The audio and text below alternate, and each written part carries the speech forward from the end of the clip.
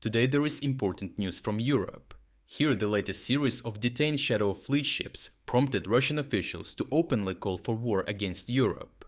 NATO countries had to decide what their next step would be, with the tensions at sea rising higher than ever. Recently, a cargo vessel, part of the sanctions-evading network, was rocked by an explosion while sailing in the Gulf of Finland. The Liberian-flagged MSC Giada 3 suffered a blast in its engine room as it approached Saint Petersburg, triggering a fire that spread into the deck infrastructure. Although the hull remained intact and no pollution was reported, the ship required assistance from a Russian rescue vessel and an icebreaker before being towed into port. All 22 crew members suffered no harm, but the episode adds to mounting evidence that Shadow Fleet operations are increasingly risky, exposed and unstable, underscoring how vulnerable Russian maritime logistics have become. This latest explosion comes as legal and regulatory pressure on Russian-linked shipping continues to build, as European states are tightening the net incrementally, inspection by inspection, detention by detention.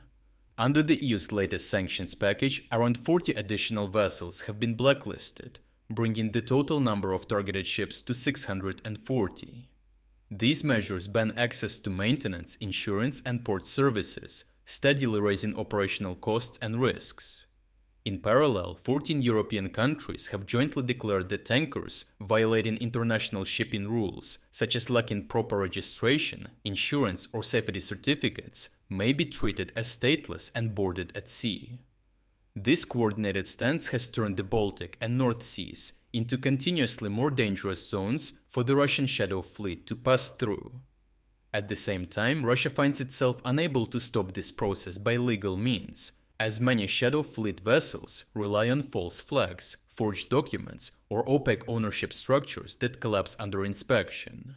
Once exposed, they fall squarely within established maritime law, allowing detention and boarding. Moscow can also not respond with force as its navy lacks ships, crews, and geographic reach to escort large numbers of tankers across multiple seas. This structural weakness leaves the Russian government with little beyond rhetoric. As frustration mounts, senior officials like Foreign Minister Lavrov have escalated their language, warning that any attacks on Russia could provoke a full-scale military response with all means an open war rather than a limited special military operation or hybrid actions, interestingly admitting to Russia conducting the latter.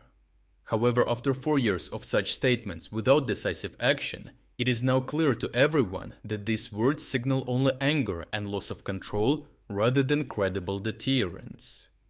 The contrast between rhetoric and reality was highlighted even more clearly when, despite these Russian warnings, the European authorities continued acting. In the Netherlands, a captain was arrested and fined after attempting to conceal a Russian port of origin by falsifying documents.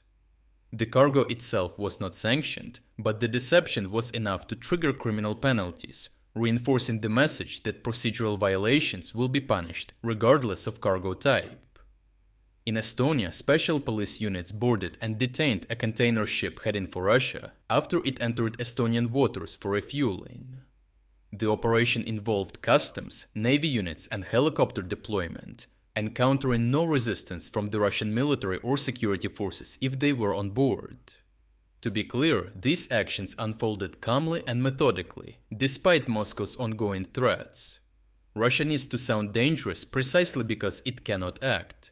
Intimidation has become the last remaining shield for the Shadow Fleet, but it is proving more ineffective with every seizure, as Western states are proceeding with inspections, fines and detentions without hesitation.